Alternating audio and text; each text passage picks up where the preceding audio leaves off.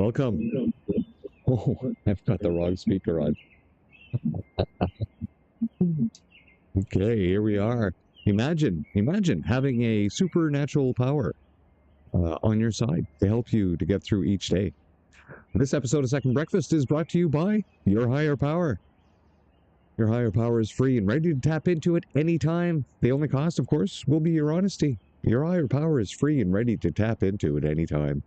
I use it every day to pray for others and to ask for help. But most of all, I use my higher power to give thanks. You will be amazed at the changes in your life if you allow yourself to use this eternal free service. Thank you all if you've all tuned in. We will be right back right after the intro.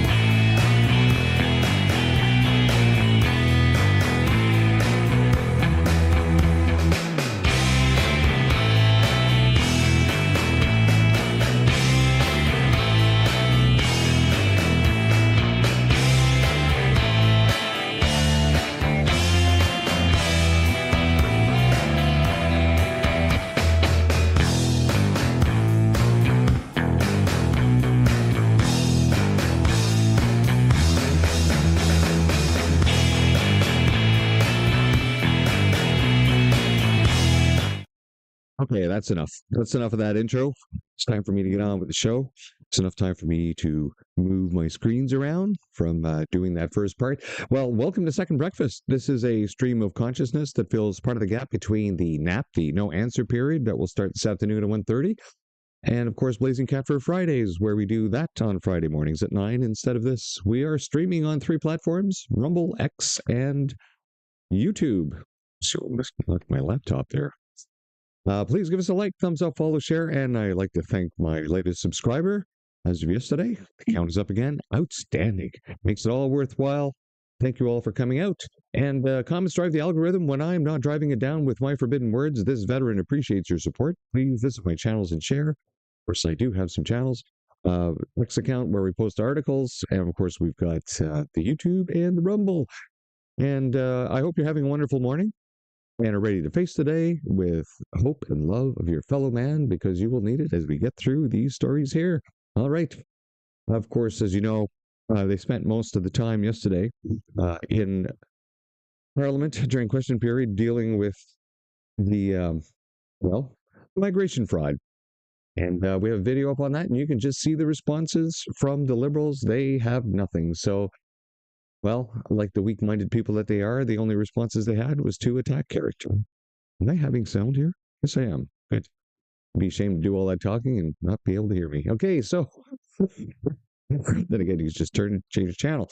Here we have Bruce, right, reminding us, Gary just said it. Will not be optional for police forces in Canada to enforce this government firearm prohibition. Well, what happens next? Okay, let's just listen to Gary paddle on here. I don't know what they think. Like I've mentioned on and off here, they can't get the troops in the boots. People are not joining the RCMP. They've lost 3,400 cops. 3,400 cops out of the RCMP. And they only have another 1,000 in the tank coming out of that graduation ceremony. That's if all 1,000 actually graduate.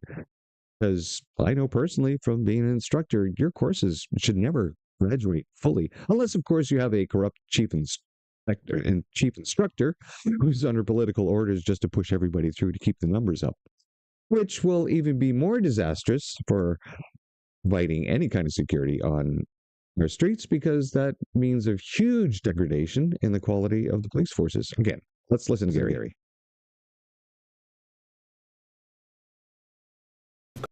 Minister, how can Canadians have confidence in this program when so many police forces are saying that they want absolutely nothing to do with this? Thank you very much. Look, different police services have made decisions on their participation on the recovery of these firearms, and I respect their decisions.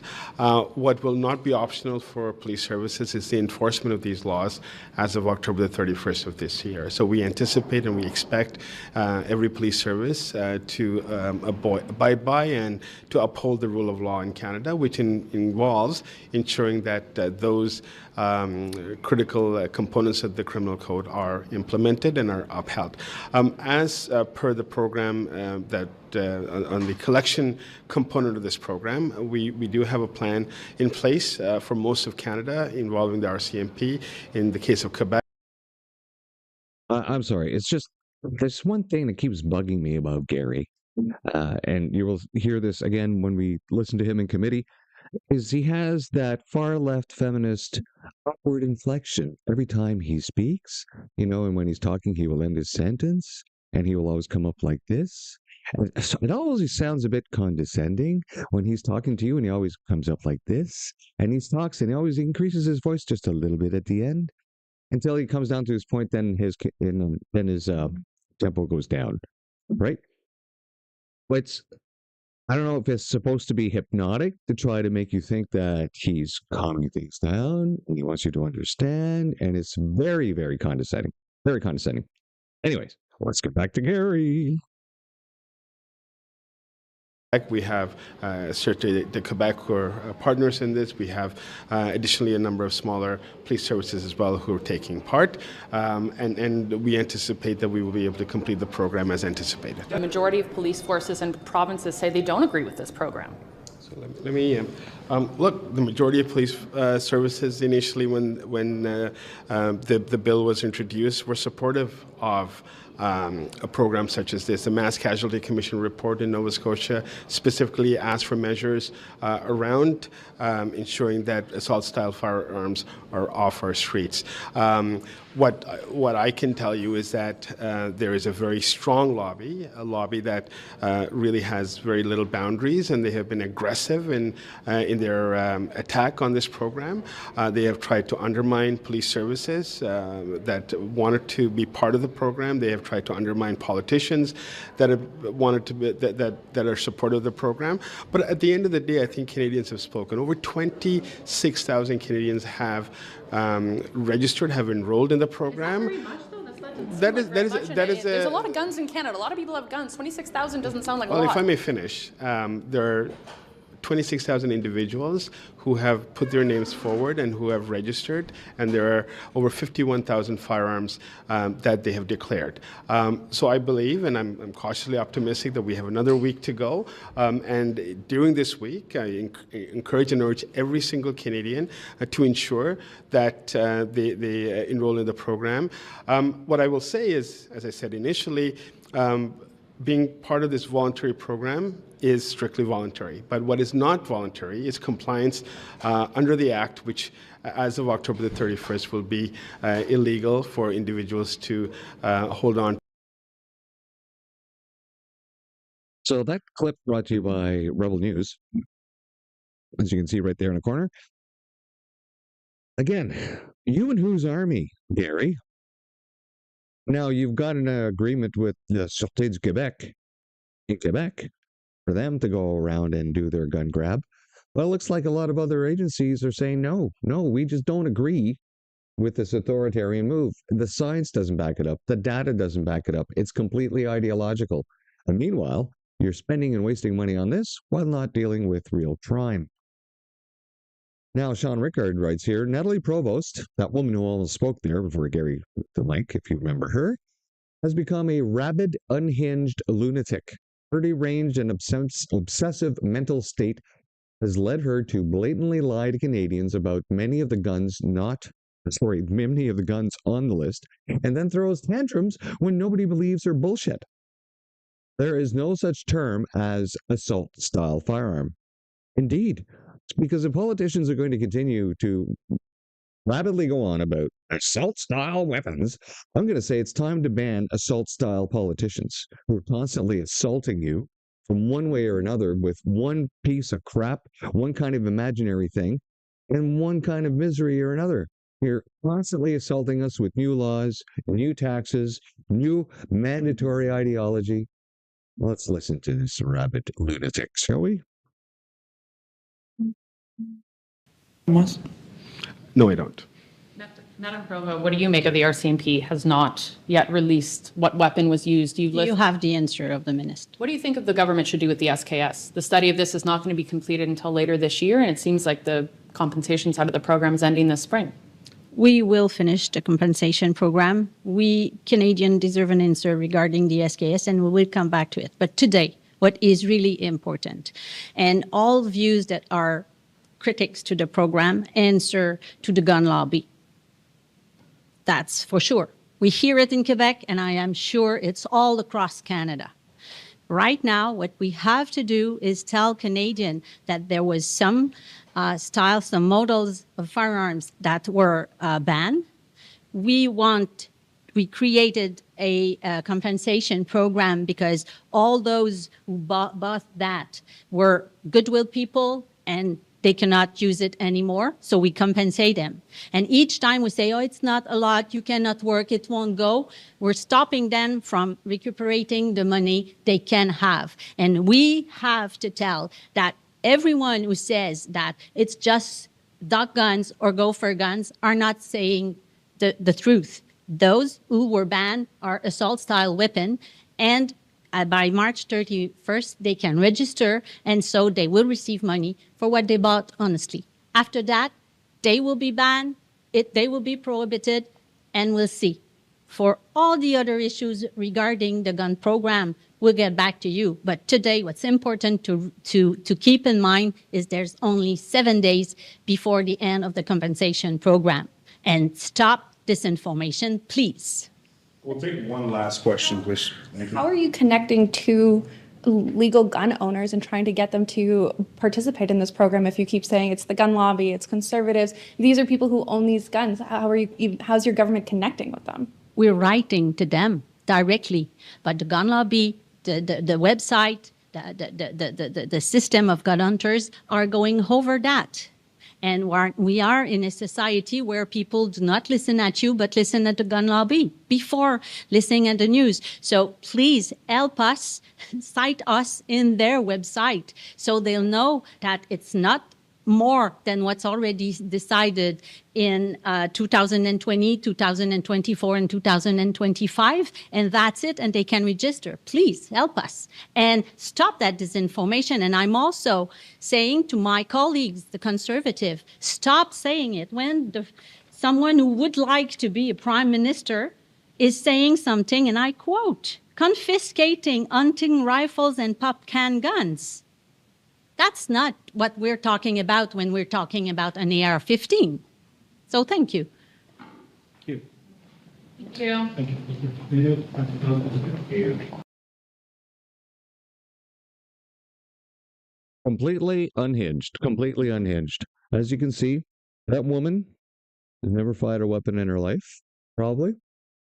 Doesn't understand that guns, rifles, are tools, and that anything in the hands of a human being with the intent can become a weapon, can become something to assault you with. These people are fucking bananas. Now, before we get into their lies about gun compensation, let's listen to Gary in committee, our clueless minister. This is a treat. Now, this clip is provided by Canadian Capital Clips, titled Conservative MP Goes Off on Carney's Clueless Minister. Prime Minister Carney called China our greatest security threat during the last election, yet he signed a memorandum of understanding with respect to matters of intelligence. Canadians have not yet seen it. I asked for it roughly a month and a half ago. Where is it? Thank you, Mr. Caputo, for that question, and let me acknowledge that I have addressed this issue on a number of occasions, but let me just repeat today that there is imperative for Canada to ensure that we meet countries where they're at, not where we want them to be. Minister, as a result, Minister, with all due respect, I'm going to reclaim my time here. I'm not talking about meeting countries. Where is the memorandum? Why haven't we seen it? When will we get it? So what I will say, Mr. Caputo, is that the memorandum of understanding was signed while the Prime Minister was in China. It was signed by the Minister of Foreign Affairs. It was an understanding between our CMP as well as... Minister, I didn't ask what it was. I asked where it was. Where is it? Well, if I may, Mr. Caputo, I'm going to ask the Commissioner to answer that question. Asking you, the buck stops with you. You are the Minister of Public Safety. Where is it? Well, Mr. Caputo, if I may suggest, the MOU involves the RCMP, and it was signed by Minister Anand on behalf of the Government of Canada, and I'd like to ask the Commissioner Duhem to answer that question. If I'm not going to get an answer from you, the top person in this portfolio, if you don't know the answer, and that's no disrespect to the Commissioner of the RCMP, if you don't know the answer where an MOU is or when we might get it, I've got an issue with that, and I think Canadians will as well. Terrorists, I'm asking you a new question. I'm asking you a new question. Terrorists in the IRGC are roaming in Canada. There are far too many of them. You have deported one. That's it. Precise number. How many IRGC operatives do you know to be in Canada? Just the number. At this point, we are tracking... Watch what happens when a 50-year-old man blocks DHT naturally for just 90 days. Day 1. Okay, because you only know 24. Mr. Caputo, let me go on the record here because I don't think my mic was on. You're tracking 24. That's what I heard. So we're tracking 24 individuals who are deemed to be inadmissible, who are going through the process of being removed. One of them has a scheduled removal date. We have 6 that have voluntarily left. We have 1 that have already been removed. And the other 23, in fact 24, will go through the process of being removed. We have due process. Things from even constituents. I had a constituent of Persian heritage so worried that they approached me and emailed me with documents of this. So even then, I'm not sure you answered the question I asked. I didn't ask how many you're tracking. I asked how many IRGC operatives or related to the IRGC are in Canada. I just want the number, please. So what I will say is, Mr. Caputo, there's a number of assessments we've done. So first, there were close to 18,000 files that we've reviewed for admissibility. Minister, with all due respect, I didn't ask you about how many assessments you did. Mr. Caputo, I think it's important that... This is my time. The Liberals are going to rescue the Minister. That's great. You have time to think about this, Minister, now, about how many there are. Mr. Caputo, I will unfortunately have... Of course, the committee goes into points of orders and disruptions by the Liberal side to try to save the minister. So we will just skip ahead here and go straight back to Caputo finally being able to ask some questions. Answer, or would you like to? No, that's 2 minutes we'll never get back. But in that 2 minutes, Minister, I hope you were able to consult with officials and just give us a number. How many IRGC operatives or those related do you believe to be in Canada now? Not that you're looking at, not that you're scanning. How many are there? Mr. Caputo, we are in the process of going through 24 individuals who are deemed to be members of the IRGC for removal. Okay, I didn't ask you, this is the last time I'm going to ask this, I didn't ask you how many you are going through. I asked you how many of a terrorist regime. Iranians across this country have been subject to terrorism. I'm asking how many, just the number of IRGC terrorists are there in Canada? If you don't know, then please just say, I don't know. Mr. Caputo, this is a very serious matter, and if you will permit me, I will give you the answer that I think Canadians deserve. Give us a so number. Let me just say right now there's 24 individuals who As always, right? Let me give you the answer I think Canadians deserve. Let me tell you the truth. Let me reframe the question and give you the answer I think you deserve. These people.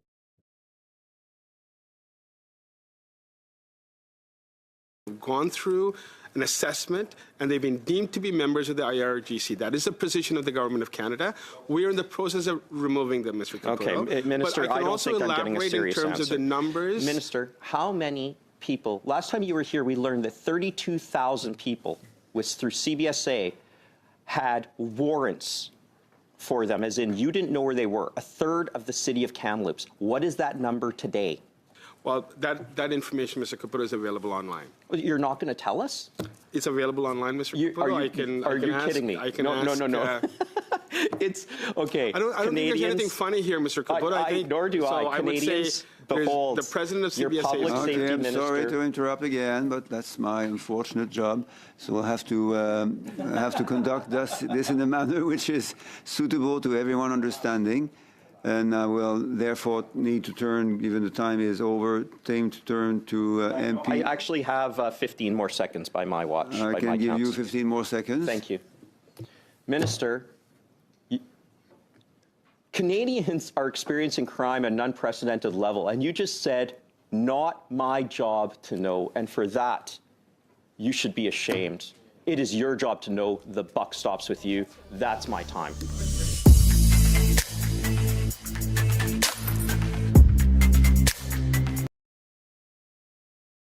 That was a good video. That's a good way to end the video, too. Perfect timing there at the end of Caputo's words and bringing in that music. Perfect. Absolutely perfect. And it completely demonstrates what we are enduring here in Canada at the hands of these morons going around confiscating guns. Now, again, remember, they came up with an initial list and then an order in council from the Privy Council from all these F-wads sitting around in the Liberal Privy Council decided to add an extra 2,000 guns, just like, oh, this one looks scary. Let's add that to the list.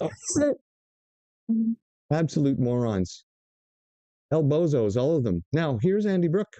As a former RCMP retired, I am by no means Pollyannish, and even so, I am left aghast by what I have learned while assisting a number of the families of the victims of Flight PS752, risking serious understatement my stunned disbelief.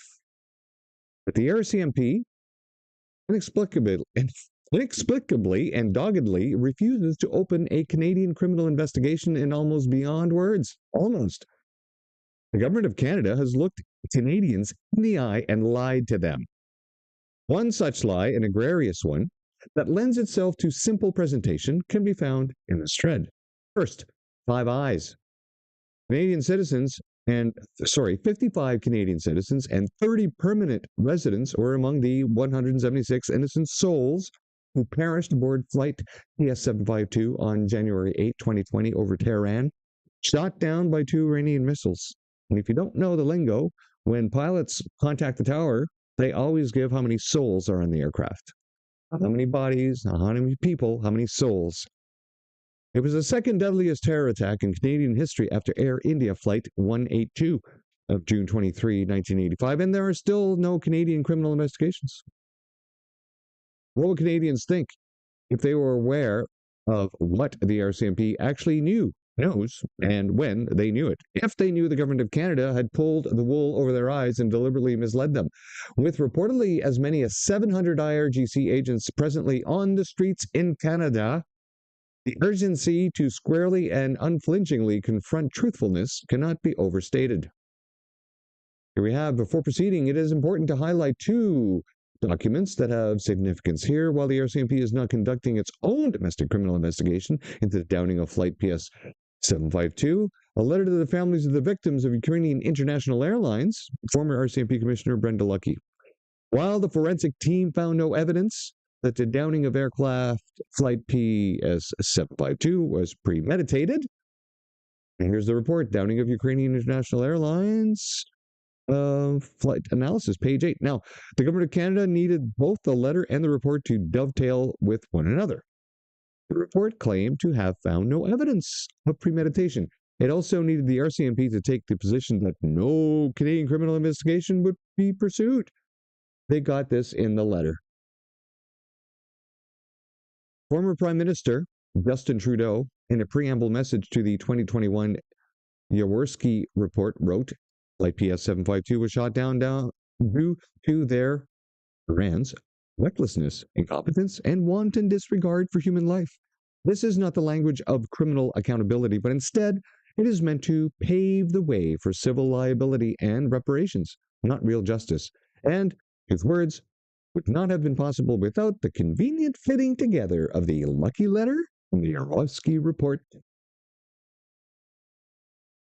What did the RCMP know, and when did they know it? Well, on Wednesday, 2nd December 2020, RCMP conducted counter-surveillance and directed a person to public parking lot in the Toronto area, and then, having observed them, contacted her, and directed that person once again to another parking facility. When she arrived at a second location, they received direction to proceed to another and third public area. Once satisfied that the person was not being surveilled, they instructed to attend a hotel in the vicinity of IKEA Vaughan. The person attended a room where they encountered 5 or 6 RCMP officers. They handed over a USB flash drive to 2 of the RCMP officers, who sealed it inside plastic evidence bag and assumed control of the memory stick. The meeting was short. So, they got some evidence here. The USB drive contained information which had been received from a confidential human source from inside Iran with close proximity to the regime.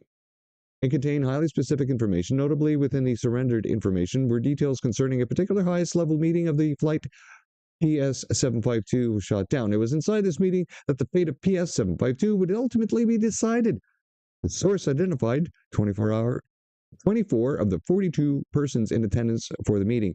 The compelling information received by the RCMP in the hotel room raises the specter of premeditation. In other words, the RCMP had received into their possession information which would have likely rated as information of unknown reliability, but nonetheless uncorroborated evidence of premeditation, evidence that could not be dismissed out of hand, which demanded due consideration and follow-up, investigation, and ultimately corroboration.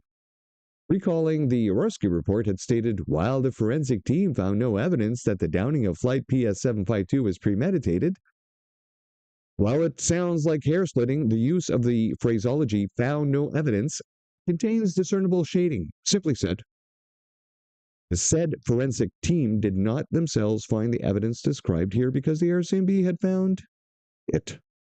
The distinction ought not to be overlooked and is likely no accidental choice of words. Regardless, it falls far short of the standard proclaimed by the Jaworski report. The forensic team undertook an important mission as part of the Government of Canada's commitment to ensure transparency, accountability, and justice in the wake of the Flight PS-752 tragedy on January 8, 2020. Knowing the RCMP had in their possession since December 2020 uncorroborated evidence of premeditation that the shooting down of Flight PS-752 was intentional and not accidental, the found no evidence quasi-disclaimer in the Jaworski report, June of 2021, takes on a much different appearance, one of misinformation or outright deception. Here, opaque becomes the new transparency. And the overarching question remains, why does the RCMP tenaciously hold on to its refusal to open a Canadian criminal investigation? It is difficult to watch this video. It shows the teleconference between families of the victims of Flight PS-752 and the Director-Head of PS-752 Interdepartmental Task Force, Michelle Cameron, Global Affairs Canada, now Ambassador and Permanent Representative to the Republic of Serbia, North Macedonia, and Montenegro. Strikingly obvious and inconsistent, it is revealed that the shooting down of Flight PS-752 is not reviewed by the Government of Canada as being an international act, but is nonetheless almost in the same breath referred to as both a crime and a criminal act, not an act of terrorism. Frankly, it is startling and mind-boggling. The video here is used with permission by Shane Mugden. And how long is this video? So, all right, let's listen to this.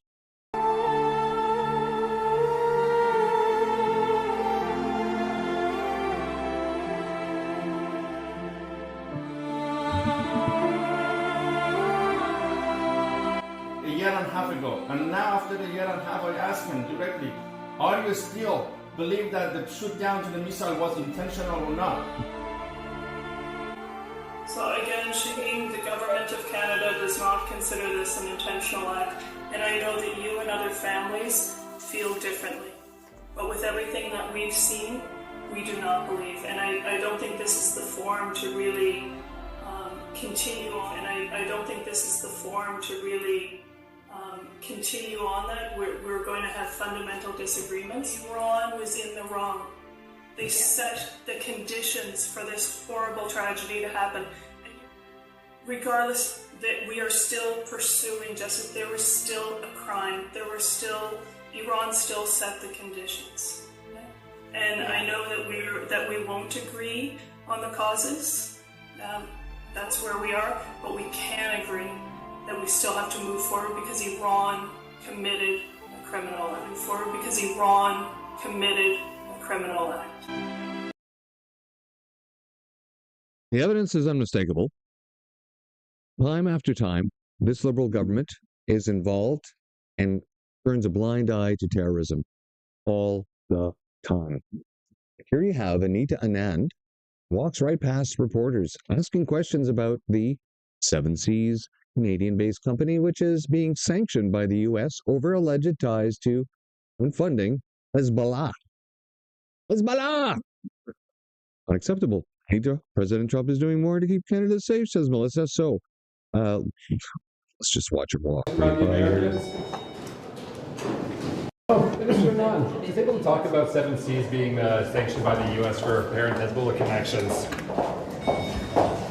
Nothing on a Canadian company being sanctioned by the Americans? Yeah, just completely blanked the press gallery. And the press gallery, by the way, is a selected group. And the only way you get in there is if, you're liberal friendly in the first place. So they're even turning on their own kind. Now, here's some information on Seven Seas.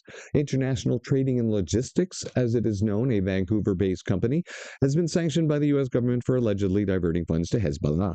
The company continues to operate in Canada, despite Hezbollah being a designated terrorist organization in Canada. And more information on this company, Vancouver is also the home. Sorry, before we get to that, Vancouver is also the home to designated terrorist group Sammy Doohan, who live freely, right?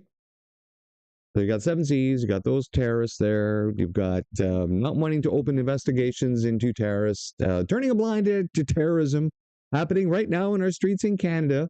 And then you have an incompetent justice minister who's bragging about, wow, we removed one person and we had this process and we're letting the process go through while we let people in Canada be assaulted by terrorists, I guess. Right. So Seven Seas for International Trading and Logistics is among a network of 16 companies and individuals designated for sanctions by the U.S. Treasury Department, which says they are led by a Hezbollah financier named Ala Hassan Hamaya. Well, the U.S. government says the network overseen by Hamaya, his family members, and close associates has raised more than $100 million for Hezbollah and is a critical source of its funding.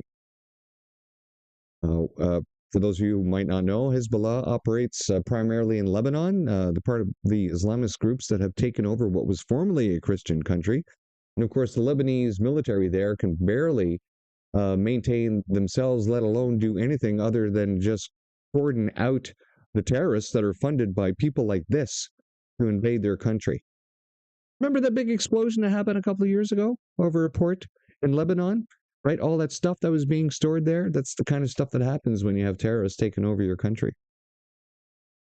The founder of Seven Seas, identified by the Department of Qatar-based Raouf Fadel, who, it says, is involved in numerous projects with Hamaya and Hezbollah finance team. It says Hamaya owns multiple Hezbollah-associated companies, several of which are used for procurement or money laundering. And he has been hiding his ownership by recruiting relatives and associates to hold positions in firms. The sanctions mean Seven Seas for International Trading and Logistics is blocked from operating in the U.S. And transactions with the firm are also barred for American firms or individuals of those operating in the U.S. So when Trump came back into office last year and said, Canada, clean your act up. You've got criminals operating out of your country. Well, now we have criminals and terrorists operating out of our country. So for the past 11 years, the Liberals have opened up the doors of the country and have allowed all kinds of criminal organizations to fester and operate freely in Canada. And you have to ask yourself, why did they do that? Why did they do that? Eh? It's very strange how this all happened with the Liberals in power. You'd almost think that they're either completely incompetent or they're involved. There's only two answers there. That's my Occam's razor. What is happening to this bloody country, writes Zerillo, which is at Softlads. And this is from the UK. My daughter has been informed by school that her 12-year-old daughter, my granddaughter, has been found on a stab list. Remember, all guns are banned, right? In the UK? But massive issues with people being stabbed now.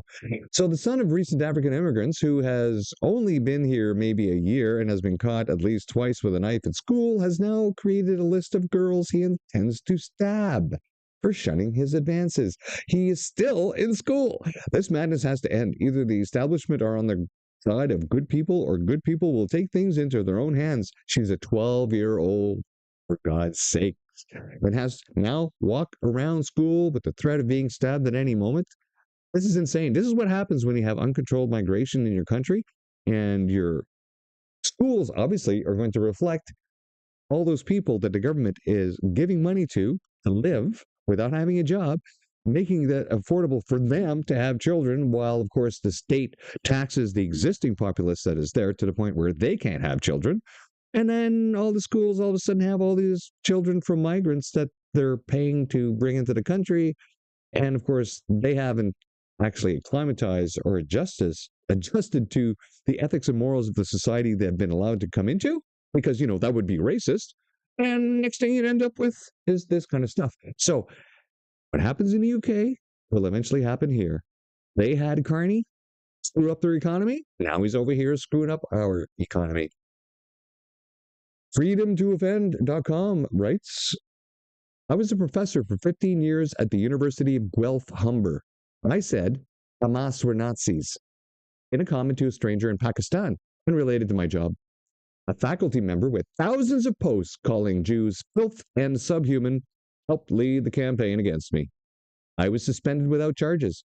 Within hours, a completely false story about me was circulating across campus. The university refused to correct it and let it spread for 2 years. Their human rights department didn't investigate him. They cleared him. Jewish students had already told me they felt they had to hide their Stars of David. I told them they could come to my office if they ever felt unsafe. I was fired. They were left without that protection. If you think this matters, restack this. So he has a Substack link here to his story. This is Ike Davey Watts. And let's go straight to his profile. And you can see him here. And he's from Toronto. Has a link to his website. Let's click on that. And there we go. Freedom to offend. Now, what you just heard, that little story there, has been played out all across Canada. And this is all because of the Liberal Party of Canada, bringing in cultural Marxism and enabling all these blue-haired, far-left feminist morons wanting to impose cultural Marxism and their ideology on everyone else so that they can excuse the behaviors of people that are the right skin color.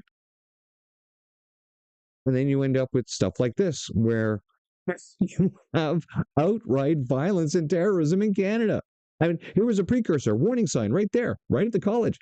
And, the colleges and the universities like, oh, you're just racist because you're white. Those people there, they can't be racist because they're brown. This is how ridiculous Canada has become. And dangerous. And dangerous. And by the way, if you're going to spend a bunch of money going to university, just remember that the education you come out with, you're going to have to pay for the rest of your life unless you have a bunch of money. And what are you going to get at the end? No hands-on skills, unless, of course, you're going in for the real sciences, if you're going in for engineering or real medical science, I guess. But even then, you're still mandated to take other courses unrelated to your sciences to round yourself out. Usually stuff having to do with diversity, equity, inclusion, because they have to get in there that cultural Marxism. Because, so what's the opposite of diversity? University? I don't know. What I do know is that a lot of people with book smarts don't seem to have any real smarts. Why is this not going away? There we go. Next story, Mary Zelaya. Trudeau has been located in Cancun. Oh my, this better not be happening there. Okay. Not on vacation, as a guest speaker at the 89th Banking Convention. He told them the U.S. MCA review isn't really a negotiation, just a checkpoint. The man who left Canada with a GDP per capita growth of 3.2% in 10 years oversaw a brain drain of 40% of our potential top earners to the U.S., crashed Canada's happiness ranking from 5th to 25th. I'm sure that'll keep falling. Left 6.5 million Canadians without a family doctor. I'm sure that number's higher. Doubled food bank visits. Well, actually, technically, they only added 1 million people to the food bank from the 1.2 million that were attending food banks the year before. So it's not quite a doubling. Left 233,000 pay complaints unresolved in his own government's payroll system. Well, yes, of course. That's why yesterday in Parliament, they were bringing this up about the public service pay system. Of course, they're rolling out a new software. The same software that has been identified having massive rollout problems. Was it 3 or 4 other nations that also use the same software? So of course, the Liberals grab the same thing, right? Weakened our hand against Trump. Indeed, they did. The past 10 years of no development. Was forced out by his own party. Indeed. That was all planned anyway, right? They just knew that if they could heap all the evils onto the Trudeau scapegoat, they would be washed of their sins of the past 10 years and start with the new government that now invests instead of spending. That is for Canada. So he's in Cancun. Let's not forget who he really is. Now, Andy Lee writes, I have a big black climate funding hole that unapologetically consumes taxpayer money to sift through my spare time. What is she talking about? Well, Rob is like, what the hell does this mean here? And what is he referring to again? Well, I, for one, am so relieved to discover that Canadian taxpayers are contributing money to so many ways towards decolonization of energy conferences through directional gatherings. Indeed, we have money flowing out the door like there's no tomorrow, and for really stupid reasons that Liberals just make up for their own money laundering schemes, because they will not open the books on this. We don't know where the money went. There's no receipts. There's no results. There's no progress laid out. Well, there's no mission statement. What's the situation? What's our plan? What are the results? None of that. Just virtue signaling. Oh, look at all the nice stuff we're doing.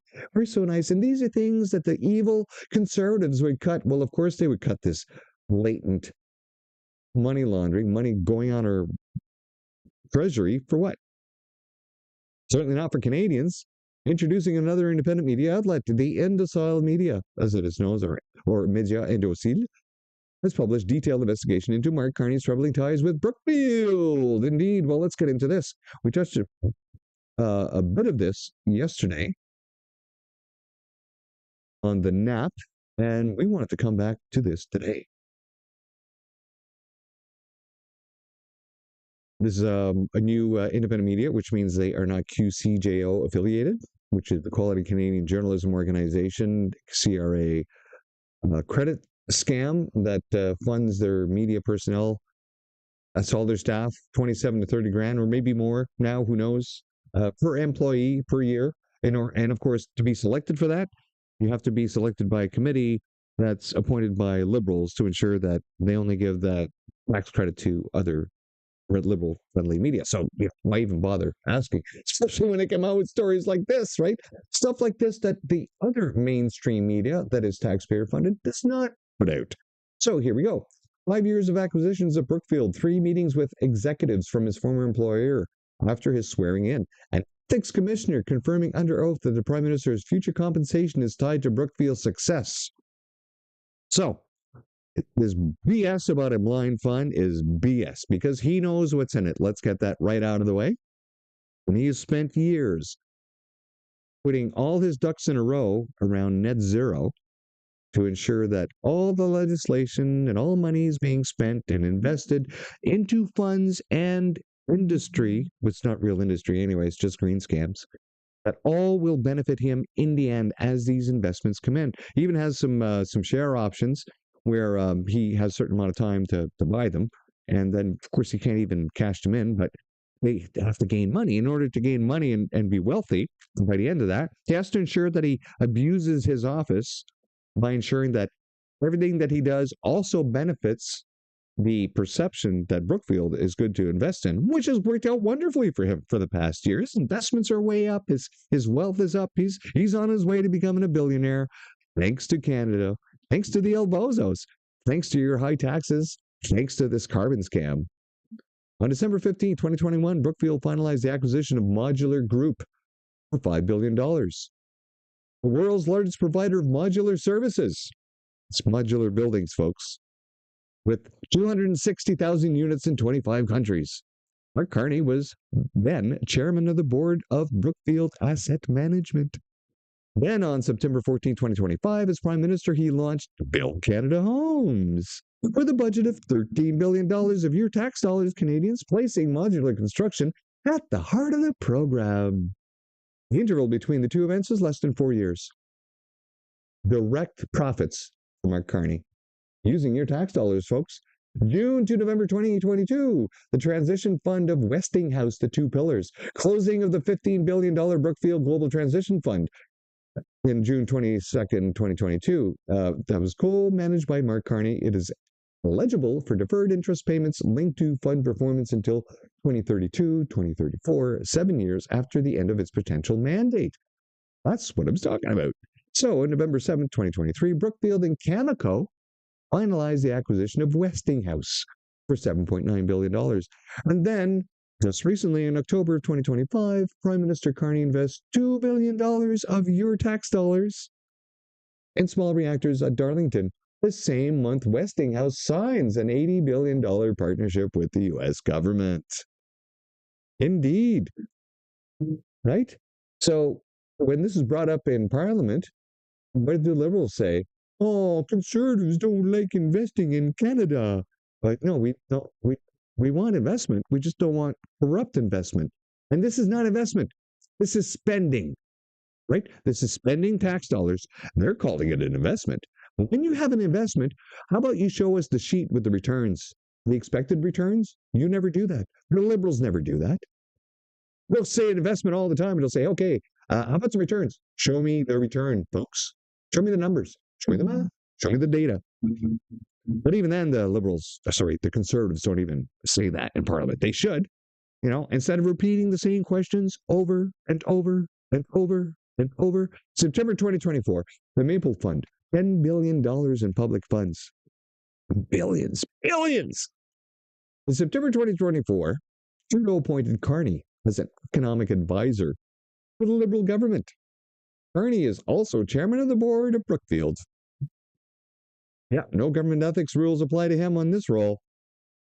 So in the following weeks, Brookfield approached Canadian pension funds for a $50 billion fund, including $10 billion in federal public funds. The logic obtains presentation documents showing that the fund would target housing, data centers, nuclear, and telecommunications, in short, exactly the sectors of Carney's 2025 budget. Yeah, baby. Carney's presence as an advisor to Trudeau makes this fund extremely problematic from a political point of view, says the Globe and Mail back on September 17th of 2024, even before all the El Bozos got all excited about voting for Carney. October 20, 2024, Beijing, Carney in private meeting with the mayor of Chinese capital. which is, well, it's a good time to bring that up, given his recent lies about Beijing, where they've changed his story 3 times in bringing up human rights, which they never did. But then they did, but then they didn't. We're not sure. It's all a lie because they keep changing their narrative. You don't have to do corrections when you tell the truth, by the way. If you just tell the truth, you don't have to worry about covering up for your lies. That's the easy part. October 20, 2024, Beijing, Carney in private meeting with the mayor of Chinese capital. A month after his appointment as Trudeau's advisor, Carney traveled to Beijing, the Financial Street Forum, a conference organized by the Chinese government. He held a private meeting with Beijing Mayor Ying Wang. The official website of the Beijing government documents the meeting. Carney expresses Brookfield's strong interest in expanding its operations in Beijing and deepening cooperation in areas such as green finance and infrastructure. He is speaking on behalf of Brookfield, not Canada. Now, Brookfield is encouraged to seize opportunities and strengthen its assets and increase its investments and commercial presence in Beijing. Official website of the Beijing government in October 20, 2024. Then we move on to November 5th of 2024. Oops, let's get rid of this. There you go. $276 million from the Bank of China to Brookfield. 2 weeks after Carney's visit to Beijing, the Globe and Mail revealed that Brookfield had secured a loan of 276 million Canadian dollars from the Bank of China, the state-owned institution, at 4% over 15 years to refinance commercial towers in Shanghai in a real estate market in crisis. At the time, Carney was simultaneously Trudeau's economic advisor and chairman of Brookfield's board. No ethical rules applied. The question posed by the opposition, whom did he represent in Beijing, Canada or Brookfield? Well, now that there's this memorandum of understanding with China that the justice minister can't produce, has no idea where it is, won't let Canadians see. We know there's Chinese police stations, 4 of them, operating in Canada that the RCMP has confirmed. The Liberals aren't doing that either. The government, Carney government, has come out saying, oh, we're doing some rapprochements with the Chinese communists. They kind of signed MOU with these people. And he has investments in China. He's beholden to them. He is a Chinese puppet. March 14th, 2025, just last year, a year ago, sworn in U.S. $6.8 million in purchase options in Brookfield. Carney is sworn in as Prime Minister in March 2025. According to U.S., remember, during the election, he said he didn't have any investments. All he had was property and cash. He lied to Canadians about all this stuff. March 14, 2025, sworn in as Prime Minister. According to U.S. filings with the SEC, he holds the equivalent of $6.8 million in financial instruments linked to Brookfield shares at that time, of which 93% is invested in the U.S., by the way. Not Canada. He's not invested in Canada, and he holds 3 passports. A blind trust is created, and Commissioner Conrad von Finkenstein establishes an ethics screen covering 103 Brookfield entities. These 103 entities represent approximately 5% of the roughly 2,000 companies that Brookfield owns. Only 5%, so the other 95%? Finkenstein doesn't know? I don't know. As confirmed by Ethics Committee Report Number 4. So this screen is managed by 2 people whom Carney can dismiss at any time or just ignore. And of course, they don't know anything unless he tells them. They don't actively go out to find information. And if anybody tries to bring them information, they go, la, la, la, la, la, la, la, la. No, they can't. He goes, no, I'm only allowed to listen to the Prime Minister. Unless, of course, he's in committee. And then they tell him stuff. And then he says, well, I didn't know that. I just know my job.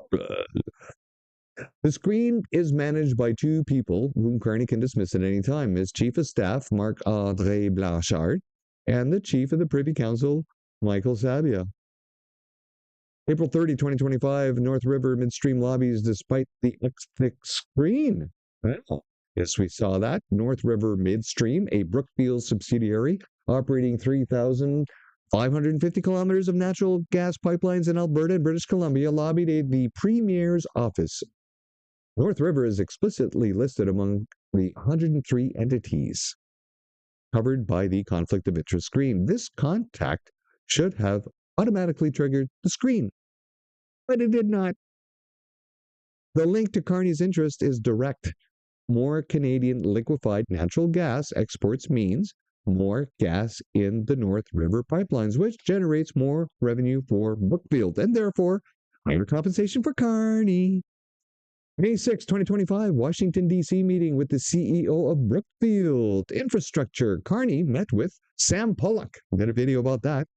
CEO of Brookfield Infrastructure in Washington, D.C. Brookfield Infrastructure is on the ethics screen list. This meeting was not known to the ethics commissioner. That's right, Carney hid it from Canadians. Of course, he doesn't tell this commissioner anything. Before the ethics committee, Conservative MP Michael Cooper directly challenged the commissioner. You told the Prime Minister to stay away from Brookfield, and yet he meets with the CEO of Brookfield Infrastructure. He is personally being lobbied by North River. Doesn't Brookfield have a direct line to the Doesn't Brookfield have a direct line to the Prime Minister? Well, October 2025, Brookfield's Director of Operations in the Prime Minister's office. Justin Bieber, not the singer, Director of Operations for Brookfield Corporation, flew to Ottawa and met with Carney in his office. Bieber himself confirmed this to the Ethics Committee. Video about that too, specifying that he had taken the afternoon off for the meeting. This is the third meeting with a Brookfield executive since Carney's swearing in, all three problematic according to the terms of the ethics screen, the most unethical prime minister in the history of Canada.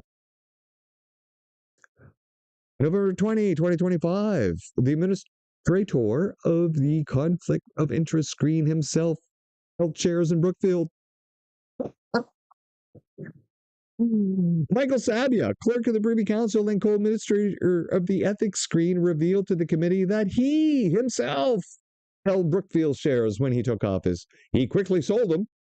He admitted that he was unaware of the list of investments in the fund that will determine Carney's future compensation.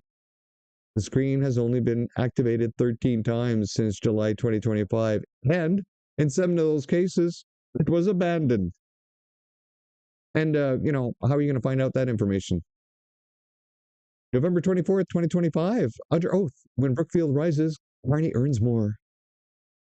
Justin Bieber appears before the House of Commons Ethics Committee. MP Michael Barrett asks him the direct question, if Brookfield's value increases, does Carney's personal benefit?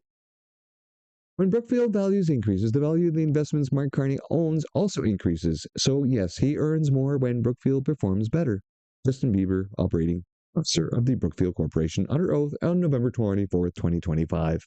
Bieber also confirmed that it was possible for Carney to have his options bought out when he left Brookfield, thus avoiding any future conflict. Carney didn't choose this option, did he? No, because Carney is not in the office of Prime Minister to help Canada or to lead Canada or to build Canada or to do anything for Canada. He's there to enrich himself, because had he really decided that he was going to do his duty as Prime Minister for Canada, he would have done the right thing, but he chose not to. He chose his own personal wealth over the well-being of Canadian citizens. Now, of course, I warned anyone who would listen that this was going to happen. And of course, some of them are still not listening. The elbozos. I don't know how do they get their elbows in their ears? I don't know how they do that. Okay. Well, November 28, 2025, parliamentary report, guards don't know what they're supposed to be monitoring. Report 4 of the Ethics Committee is tabled in Parliament. Its central conclusion, neither of the two screen administrators know the specific assets of Brookfield Global Transition Fund, the fund whose performance determines Carney's future compensation, potentially in the tens of millions of dollars. The committee also points out that Bruce Flatt, CEO of Brookfield, and Connor Pesky, president of Brookfield Asset Management, refused to appear, remaining outside Canada to escape the jurisdiction of Parliament. Wow. Okay, well, coming up to the top of the hour, I think that's long enough for this morning's second breakfast. We will pick this up at Endocil Media tomorrow morning, and we'll continue on. from December 2025 and on, because there's just so much unethical behavior here by Carney to cover. And of course, we still didn't get to everything. A few other stories, we'll cover them prior to the no answer period at 1:30, where we cover question period preceded by 45 minutes of going through more stories of what's going on. Of course, with a review of what happened in the House the day before, maybe even some few clips along the way. Thank you all for coming out. I really appreciate my subscribers and viewers. It makes it all worthwhile. Just doing this keeps me from going bananas, keeps me from losing my mind. So you're part of my therapy. Okay, we'll see you tomorrow, and or not. We'll see you this afternoon, or maybe we'll never see you again. Either way, have a wonderful time, have a great life, and everyone look out for yourselves and make sure that like this right here, and oh, there we go.